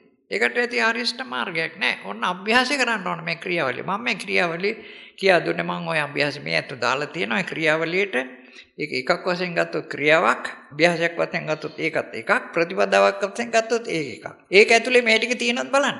ඒ කරන ක්‍රියාව තුළ සීල සමාධි ප්‍රඥා කියලා. බුදුරන් වහන්සේ කිව්වේ එහෙමනේ සීලේ පතිට්ඨාය නරෝසපඤ්ඤෝ චිත්තම් පඤ්ඤාංච භාවය කියලා. සීලෙ පිහිටන්ට කිව්වා. පරයන්ගේ සීලෙ පිහිටන්ට. ඊට පස්සේ මේ හිත වඩන්නේ මෙහෙමයි. හිත වඩන්න කොහොමදවත් බෑ අරමුණු අරගෙන. අරමුණු අත්හැර හිත වඩන්න. ඉතින් අරමුණු අත්හැරන බලන්න. අපි අරමුණු ගන්නවා අත්හරිනවා. ඉස්මතුනට යනවා පේන්නේ නැති හින්දා අත්හරිනවා. නළලට යනවා පේන්නේ නැති හින්දා අත්හරිනවා. දකුණු හැට යනවා පේන්නේ නැති හින්දා අත්හරිනවා. නහයට යනවා පේන්නේ නැති හින්දා අත්හරිනවා. වම් කකුලේ ඇඟිලි වලට යනවා 25 වෙනි එකට ඒකටත් පේන්නේ නැති හින්දා අත්හරිනවා. ආයිසරයක් මේ රාමෙන් යනවා. ඒ මොකද කරන්නේ? මේ හිත පුරුදු කරනවා. එක පැයකින් නිවන් දකින්න බෑ. කොහොම හරි අත්හැරලම ඉන්න හිත පුරුදු වෙන්න ඕන. ඒ රහතන් වහන්සේ එකයි කරන්නේ. රහතන් වහන්සේ ඔය ඔක්කොම අත්හැරලා නිවන් ඉන්නවා නිවන්ට වෙලා. ඒක අනික් අයට කරන්න බෑ. අපිට ඒක මොහොතක්. ඒ කියන්නේ තත්පරකින් කෝටියක් පංගුවක්වත් හිත රූපයකින් අයින් කරලා තියාගන්න බෑ. ඉතින් බුදුරජාණන් වහන්සේ ශ්‍රේෂ්ඨ මාධ්‍ය බලන්න. මේ ප්‍රකට මාධ්‍යට එන්න ඕන. මේ ක්‍රියාවලියට. එක ක්‍රියාවලියක්. ඒකයි මේ කිව්වේ ආර්ය අෂ්ටාංග මාර්ග කියන්නේ එකක්. දැන් දුක කියන්නේ එකක්. ඒකේ ගොඩක් තියෙනවානේ. දුක කියන එකට මම තුනක් කියන දැන් හාමුදුරුවෝ කියන මගන්න රූප වේදනා සංඥා සංකාර විඥාන මේ රූප පංච උපාදානස්කන්ධේ දුකයි කියලා. ඉතින් ආයි බුදුරජාණන් වහන්සේ කියන මේ ඕලාරිකෝ අත්පටිලාභෝ අනෝමය අත්පටිලාභෝ අරූපෝ අත්පටිලාභෝ ඕක කියන්නේ දුකක් කියලා. තුනට කඩලා. කොහොමද බුදුරජාණන් වහන්සේ? හැබැයි වැඩිම ගාන බුදුහාඳුරු ගිහිල්ලා තියෙනවා. එතනින් එහාට ගියොත් අපි කරන්නේ මොකද දන්නවද? අර බුද්ධඝෝෂයේ අර්ථ කතාවට පැටලෙනවා. බුදුරජාණන් වහන්සේ දේශනා කරන්නේ දුකටත් එහෙමයි. දුක කියන එක බුදුරජාණන් වහන්සේ දේශනා කළා 8ක් කළා. වැඩියෙන්ම. ඉතින් දුක්ඛං ආර්ය සත්‍යන්ති මේ භික්ඛවේ සංජාතිපි දුක්ඛ, ජරාපි දුක්ඛ, ව්‍යාධිපි දුක්ඛ, මරණපි දුක්ඛ, තම්පිච්ඡන් නලබති තම්පි දුක්ඛං, පියේ විපයෝග දුක්ඛ, අපේ සම්පයෝග දුක්ඛ, සංකිට්ඨේන පංච උපාදානස්කන්ධ දුක්ඛ කියලා. දැන් ওই 8 අපිට අඩු කරගන්න පුළුවන්. අඩු කරගන්න පුළුවන් කියන්නේ ඕකෙන් තුනක් අපි මෙහෙම ගත්තොත්. ජාතිපි දුක්ඛ, ජරාපි දුක්ඛ, ව්‍යාධිපි දුක්ඛ, මරණපි දුක්ඛ කියන්නේ මේ කය, ඇහැ කර්ණාදී. ඒක මම. ඒකට කියන ඕලාරිකෝ අත්පටිලාභ. නැල රූප මම කියන එක. සිංහලෙන් කියන ඕලාරිකෝ අත්පටිලාභ කියන රූප මම. අපි ළඟ තියෙන රූප එක මමක්. ඊළඟට මේ හිතක් තියෙනවානේ. ওই හිතෙන් තමයි අපි බලන්නේ, අහන්නේ. නිකම්ම බලන්න බෑ. හිතට කෙලිම බලන්න බෑ. හිතට කෙලිම අහන්නත් බෑ. හිත මේ ඇහැ උපයෝගී කරගෙන තා රූප බලන්න ඕන. හරි ඒක තමයි ඇහැට ආස. ඇහැට ආසයිත මොකක්ද දන්න රූප බලන්න ඕන. ඇහැ නැත්තම් රූප බලන්න බෑ. ඒ කියන්නේ ඇහැ පරිස්සම් කරගන්න රූප බලන්න ඕන නිසා. අවශ්‍යතයන් ලස්සන දේවල් බලන සතුටින් ඉන්න. ඉතින් නමුත් ඔය හම්බෙන්නේ නැහැ කොහොමද? ඒකට කියනවා මනෝමය අත්පටිලා. මන කියන්නේ හිතටනේ. හිතත් ඕක මම. ඒ කියන්නේ බලන මම, අහන මම, ආග්‍රහණය කරන මම, රස විඳින මම, ස්පර්ශ විඳින මම කියන්නේ ඔය හිතට. ඒකට කියන මනෝමය අත්පටිලාභ කියලා පාළියෙන්. ඒව නැත්තම් මනෝමය මම. පෙංගලෙන් කියනවා. ඕක නැත්තම් හිතට කියනවා. ඊට පස්සේ තව තියෙන විඥාන මමක් කියලා.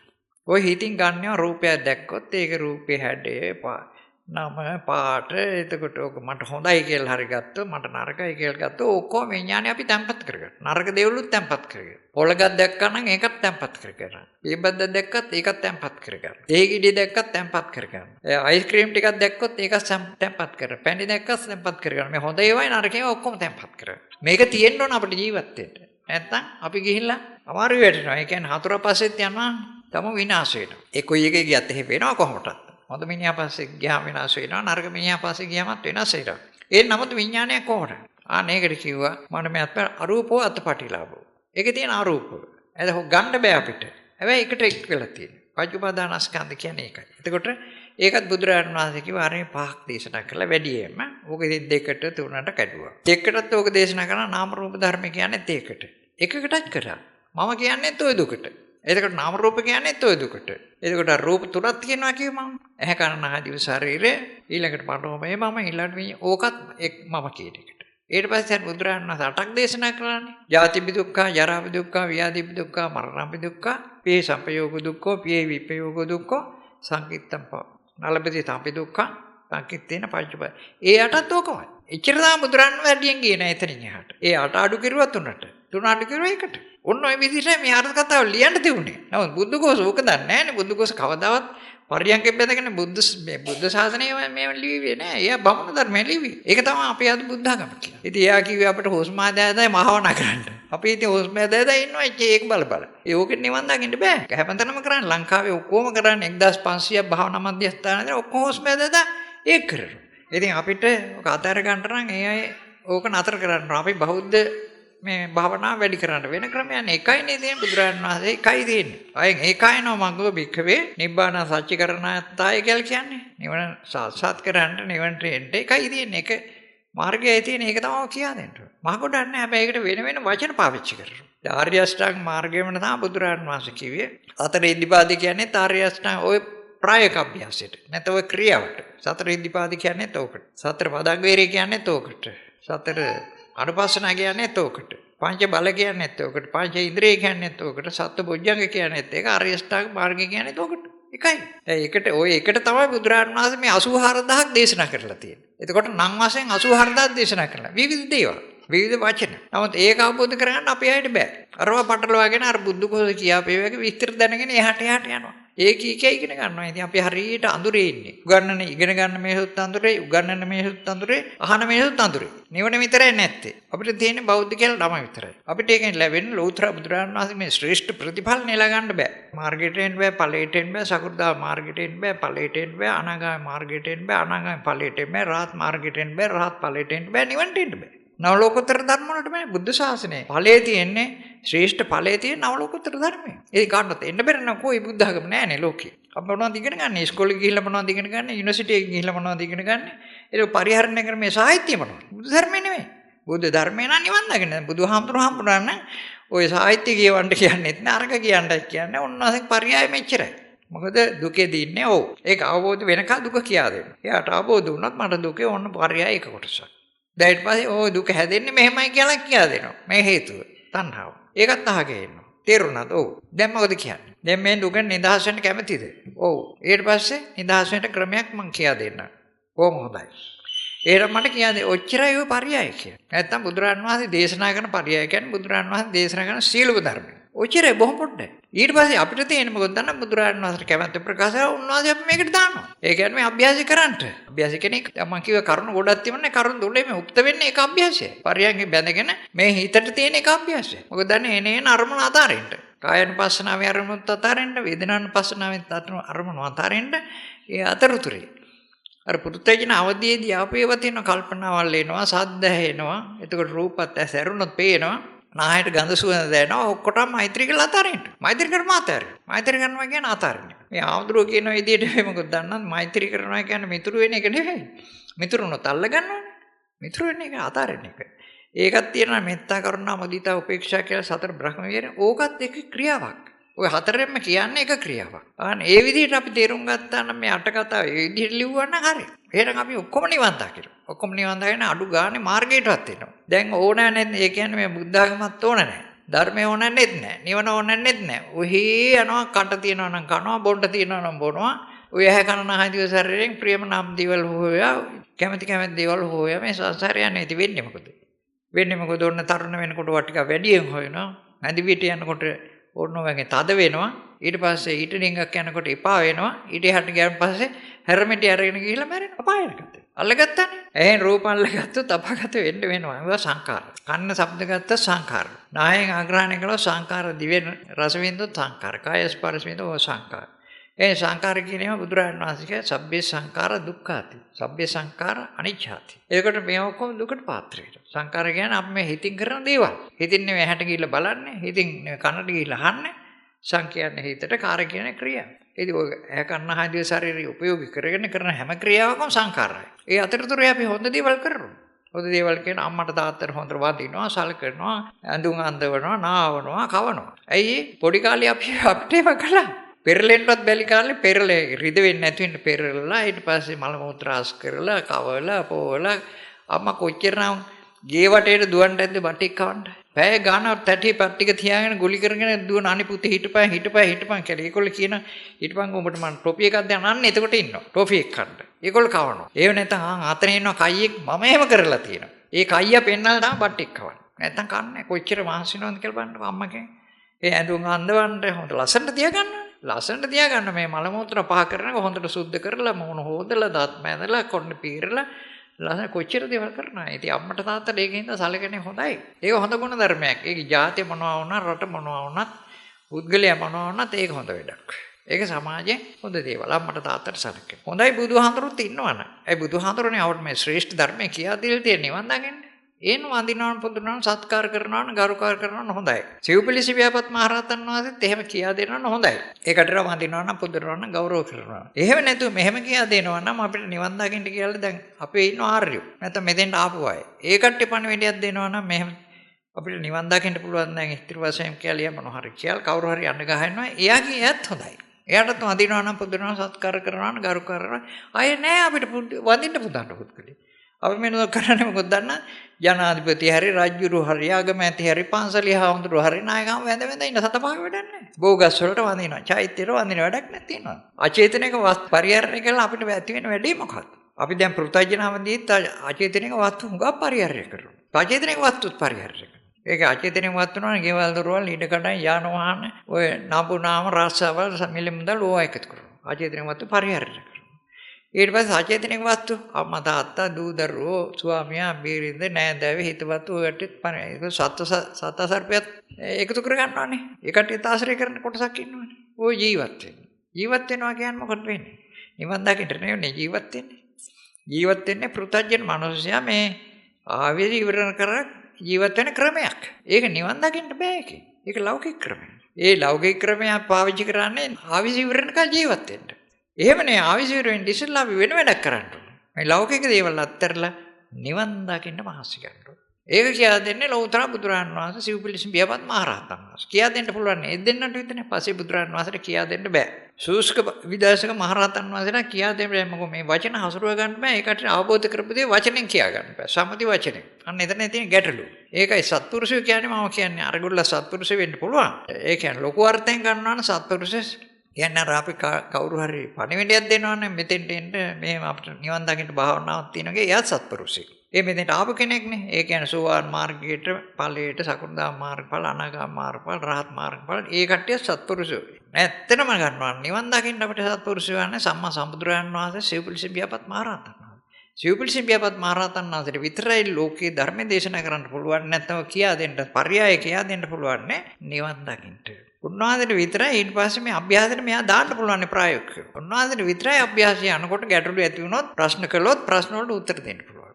අපි කෙලින්ම නිවන්ට ගෙනියන්න පුළුවන් නේ සම්මා සම්බුදුරජාණන් වහන්සේටයි සිව්පිලිසි බියපත් මහරහතන්. ඒකින්ද ඒ ඇත්තෝ ආශ්‍රය කරන්න. හොඳ නැද්ද? ඒ ඇත්තෝ අපි නිවන්ට ගෙනිච්චොත් ඒ කියන්නේ සදාකාලික සැපයට ගෙනිච්චොත් මම දුකෙන් නිදහස් කරගත්ත අම්මා තාත්තට වැඩිය වටිනවා. අම්මා තාත්තා මහත් වෙන්නේ මොකද අපිට මේ ලෞකික ජීවිතයේ ගොඩනගා දෙන්නේ. ඒක සුඛිත මොන්ත කරන කවදාවත් ඒක වෙන්නේ නැහැ. අම්මා තාත්තා එහෙම අපිට පුංචි කාලේ කවලා බෝවලා නිදි කරවලා සුද්ධ කරලා ඕවා මේවා කරලා අධ්‍යාපනයක් දීලා මේවා කළාට අපි ඒව කරන්නේ හොඳ හිතින් තමයි. නමුත් අම්මා තාත්තා කරන්නේ මොකද දන්නා අපි වයසට යනවා කසාදි මැදලා දෙනවා ළමයි පැටව හරිගස්ස ගන්නවා ඊට පස්සේ ලෙඩ වෙනවා වයසට යනවා අපිට මැරෙන්නයි අම්මා තාත්තත් උගන්වලා තියෙන්නේ. ඒ බුදුරන් වහන්සේ මේකක් නෙමෙයි උගන්වන්නේ. මහරහතන් වහන්සේ සිව්පිලිසි බියපත් මහරහතන් වහන්සේ මේක නෙමෙයි උගන්වන්නේ. අපි මේ දුක නිදහස් කරන්නේ. ඒක ශ්‍රේෂ්ඨයි. ඒකෙන්ද බුදුරන් වහන්සේ ඊළමතරේ ශ්‍රේෂ්ඨයි. උන්වහන්සේට වඳින්න පුදන්න සත්කාර කරන්න ගරු කරන්න.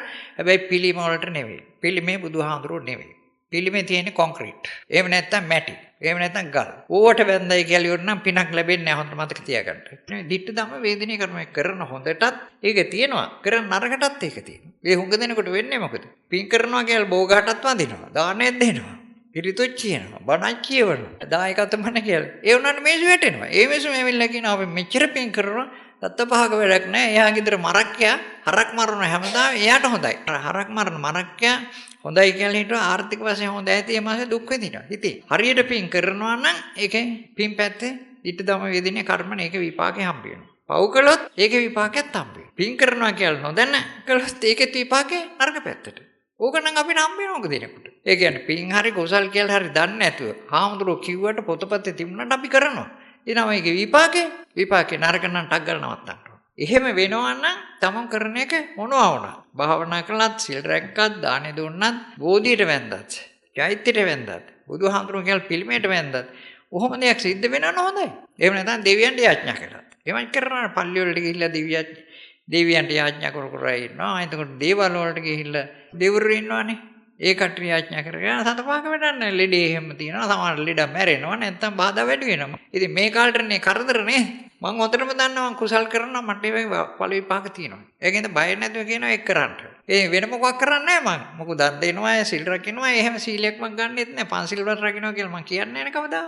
ඒ බබුණන්ගේ සීල් මම එකක් කර රකින්නේ නැහැ. නමුත් මේ සීලේ රකින්නවා. වගිනවා කියන්නේ දවසකට පැය අඩු ගානේ පැය 4ක් නම් ස්ථිර භාවනා කරනවා. සමහරවිට පැය 5ක් භාවනා කරනවා. ඔය කට්ටිය හිටියත් නැත. ඒක නිසා මේ භාවනාවේ බොහොම කුසල රැස් වෙනවා. ඒකේ හුඟක් දේවල් කරන්න. ඒක හුඟක් දේවල් ලෞකික දේවල් නෙමෙයි ඔක්කොම. කන්ට හම්බ වෙන එකත් ලෞකික දෙයක්. අදින්න හම්බ වෙන එක ලෞකික දෙයක්. ඉදුන් හිටුන් හොඳට හම්බ වෙන එක ලෞකික දෙයක්. බේත් හේතු වගේ පහසුට හම්බ වෙන එක ලෞකික දෙයක්. ඒ ලෞකික දේවල් ලබන්නේම ඕන දන්නා මම ලෝකෝත්තර ගමනේ.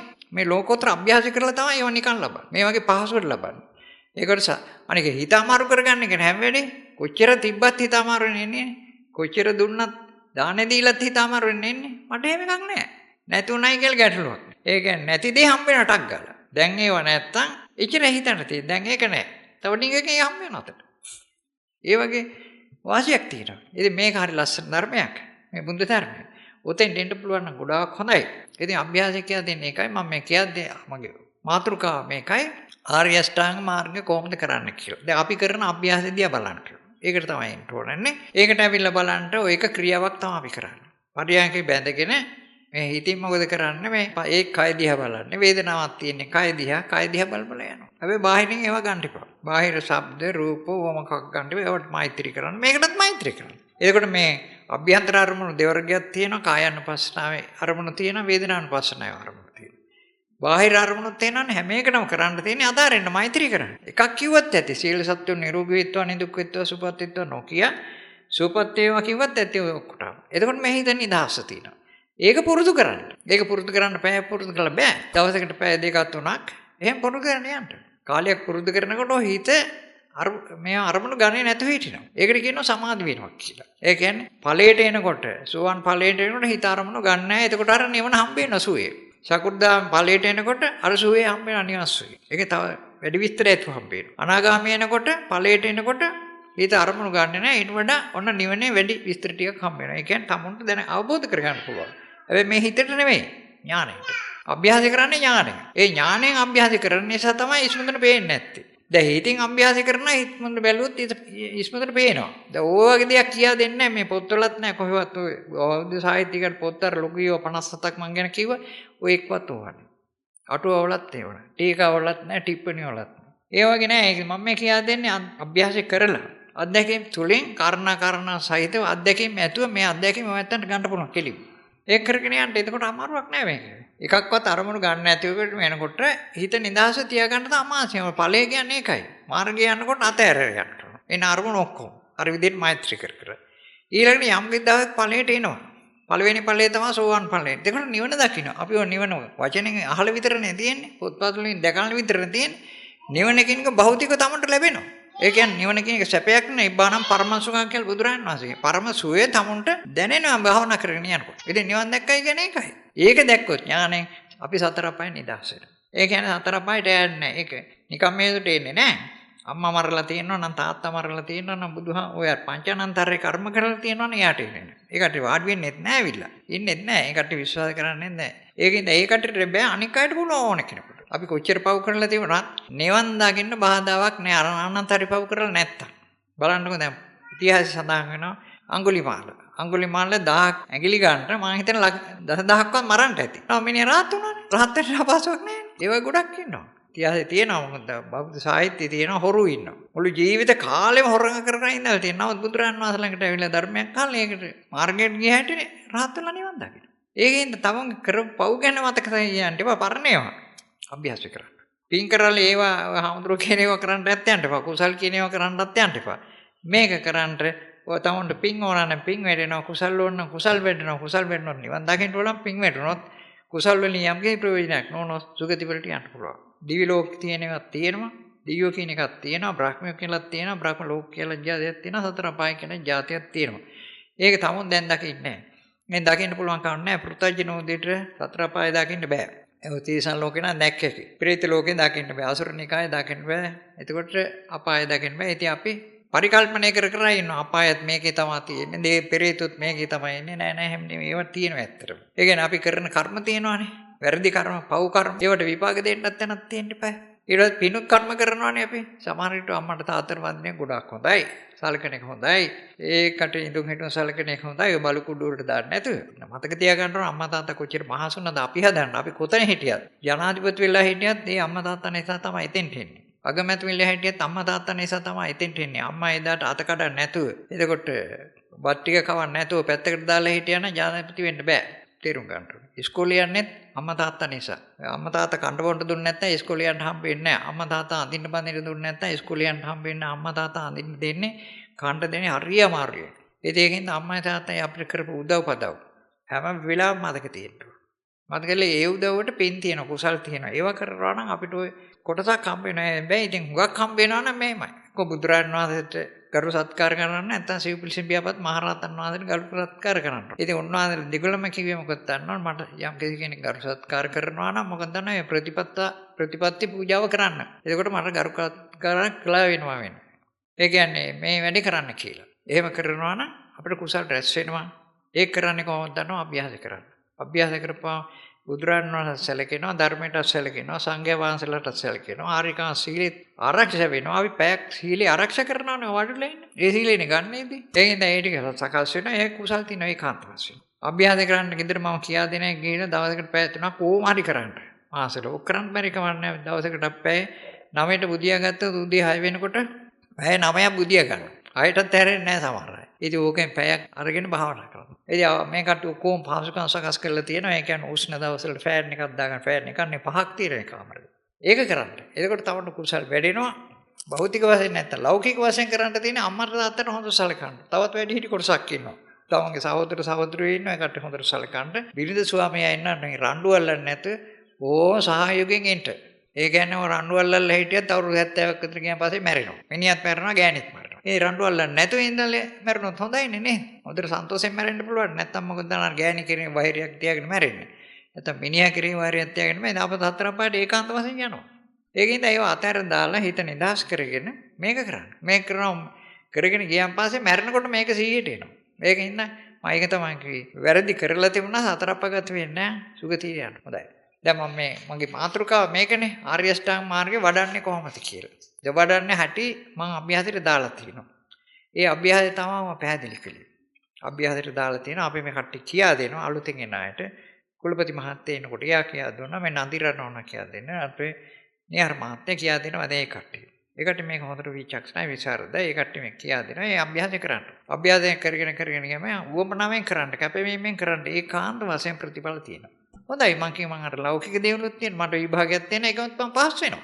ඒ කියන්නේ මේක තමයි වෙන්නේ විභාගේ පාස් වෙන්න බෑ. ඒ කියන්නේ ළමයින්ට සිලබස් එක කවර් කරගන්න බෑ. ඒ වුණාට විභාගෙට ගියන් පස්සේ හම්බෙන්නේ තමුන් දන්න ටිකට. ඒකයි මේ භාවනා කරන එක වටිනාකම. අනේ අර අපිට ඕන කරන තියෙන මේ කොල්ලට සිහි නැහැ. ඉතින් අපේ ආම්තුරු මේකට සිහි ඇති කරන්න මේ කියන දේ එකක්වත් සිහි නැහැ. ඉතින් මේ විභාගේ පෙන්නලේ කරුණ කනගාටු වෙන්නේ මෙයාට භාවනාව කියලා දෙන්න. එයාට පින හරි කුසලයේ හරි සකස් වෙනකොට ඒකෝලේ මාත්‍යක් දෙන ප්‍රශ්න පත්‍රේ මෙයා දන්න එකක්. ඒ වාසිය මෙයාට එනවා. අය මෙයාගේ සිහිය වැඩිලා නෙමෙයි. වෙන මොකක්වත් වැඩිලා නෙමෙයි. අනේ වගේ වාසියක් තියෙනවා. කුසලට එහෙම එකක් තියෙනවා. රස්සාවටත් එහෙමයි. සමාජ ජීවත් වෙනකොටත් එහෙම. රස්සාවෙත් තමයි ඇවිල්ලා මට කරදර කරනවා මේක මේ වෙනවා කියලා. ඒකට ඉතින් කරන්න තියෙන්නේ භාවනා කරන්න කියලා. මේක වහවා ලැබෙනවා මේ ප්‍රතිඵල. ඒ බෝගාට වැන්දර ප්‍රතිඵල වෙන්නේ නැහැ. මරුණන් පස්සේනේ ලැබෙන්නේ. බුදුහාමුදුරන්ට වැන්දර මරුණන් පස්සේනේ ලැබෙනවා කියලා කියන්නේ. දානේ දුන්නා 1000කට දානේ දුන්නත් එහෙම නෙවෙන්නේ. ඒකල බලාපොරොත්තු වෙන්න. දැන් ලබන්න මහන්සි ගන්න. දැන් ලබන්න නම් මම මේ කිව්වේ මගේ ජීවිතය ගැන පම්පොරියක් කිව්වේ නෑ. මමත් හරියට දුක් විඳපු පුද්ගලෙක්. දැන් ආවම්පල කිසිම කරදරයක් නැතුව ඒ කියන්නේ නෑදෑයෝ ඉන්නව නෑදෑයන්ට හිරිහරයක් කරන්න. අහවල් දේ ඕන කියලා කියන්නේ නෑනේ කටේ. ඒකට නෙමෙයි ඔයන්ට කියන්නේ. හොඳට හොයලා බලන්න. ඕන ඔකට තමයි පින කියන්නේ. නැත්තම් කුසල් කරේ. ඕක කරන්න. අපිට මේ සමාජ ජීවත් වෙන රස්සාවල් කරන්න ඕන. රස්සාවල් කියවම දීරෙද්දෙන් බෙල්ල කපනවා. එතකොට ආර්ථික පැත්ත දුර්වල වෙනවා. ගෙදර ගියන් පස්සේ ගෑණි සැර වෙනවා. එක්කෝ නැත්තම් මිනිහා ගහනවා ඔය වගේ දේවල්. ඒකට භාවනා කරන්න. මිනිහා බීලාවට කවන්නේ නැහැ. එක්කෝ මිනිහා මැරෙයි. එහෙම නැත්තම් පොලිසියට අල්ලගෙන යයි. ඒක නිදහස් වෙයි තමයි. බීලෙන මිනිහා. ගෑණි කෑ ගහනවා නම් එක්කෝ ගෑණි මැරෙයි. එහෙම නැත්තම් තමන් නිදහස් වෙයි. මේක කරන්න. මේකෙන් ලෞකික විශාල ප්‍රයෝජන ගොඩක් තියෙනවා. ලෞකික ජීවිතය සාර්ථක කරගන්නත් පුළුවන්. ඊළඟට ලෝකෝත්තර ජීවිතේ ඒකාන්ත වශයෙන් ඇවිල්ලා නිවන් දකින්නත් පුළුවන් රහත් වෙලා. සිව්පිලිසිම් බියපත් මහරහත් වෙන්න පුළුවන්. නමුත් මම අවුරුදු 16ක් තිස්සේ මහන්සි වුණා කවුරු හරි ගන්න උගත් හිටියා, ප්‍රොෆෙසර්ස්ලා හිටියා, ඉංජිනේර්ස්ලා හිටියා, විද්‍යාඥයෝ හිටියා මේක තුල දැන්ටත් ඉන්නවා. ඒ කෙනෙක්වත් මම මහාන වෙන්න ඕන මොවාංශය වගේ බුදුරජාණන් වහන්සේගේ ආසනයේ ඉඳලා මේ ධර්ම දේශනා කරන්න අවබෝධ කරලා කවුරුත් ඉදිරිපත් වුණා. මේ ශාසනය ඉවරයි මම බැස්සේ. නමුත් අඩු ගානේ ප්‍රතිඵල ලබාගත්තු කීප දෙනෙක් හරි ඉන්නවනේ හොඳයි. ඒ හින්දා ඔය අභ්‍යාස කරන්න ඕක තමයි ආර්ය අෂ්ටාංග මාර්ග භාවනාව කියන්නේ නැත්නම් ප්‍රතිපදාව කියන්නේ නැත්නම් ආර්ය අෂ්ටාංග මාර්ග අභ්‍යාසය කියලා. ටිකයි තියෙන පරියන්ගේ බැඳ ගන්න කායानुපස්සනාව හරි වේදනානුපස්සනාව නැත්නම් ওই දෙකම හරි කරගෙන යන්න. ওই ටික දිගට කරගෙන යන්නත් නෑ පැයක් කරගන්න. පුරුදු වෙනකොට පැයක් කරන්න පුළුවන්. මාතෘකා කරපු ධර්මයේ උඩ මන් ධර්මයේ දේශනා කළා මේ අතව අහගෙන හිටියා. මොකද කරන්න ඕන? ආර්ය අෂ්ටාංග මාර්ග වඩන්න ඕන. වඩනකොට මොකද වෙන්නේ? තණ්හාව නැති වෙනවා. ඒ කියන්නේ දුකට හේතුව නැති වෙනවා. ඒක එකම කාර්යයක් නෑ. අරෙන් වඩනකොට මේ හේතුව නැති වෙනවා. හේතුව නැති කරොත් අරෙන් ඉබේ වැඩෙනවා. ඔය වගේ බුද්ධ ශාසනය කියන්නේ ඊටාම ලීසි දෙයක්. ඵලයේ අපිට ලබන්න පුළුවන්. හොඳයි මේ අතව අහගෙන හිටියා. ගොඩක් පින් රැස් කරගත්තා. එතකොට මේ අත ගොඩාක් අනුග්‍රහය දක්වලා තිබුණා.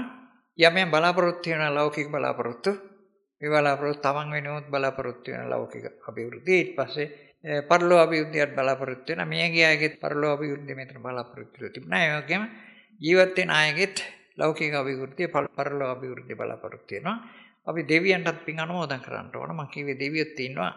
හොඳයි අපි මේ සියලු දෙනාට මේ ගාථා දෙක කියලා පින් අනුමෝදන් කරමු. එත්තවතයි චම්මේ සබ්දම් පුඤ්ඤ සම්දා සබ්බේ දේවානුමෝදා සබ්බ සම්පස්සිද්ධිය සබ්බේ භූතානුමෝදා සබ්බ සම්පස්සිද්ධිය සබ්බේ සත්තානුමෝදා සබ්බ සම්පස්සිද්ධිය ඉදම ඥාති නම් හොතු සුඛිතාන්තු ඥාතු සම්මා සම්බුසරණයි.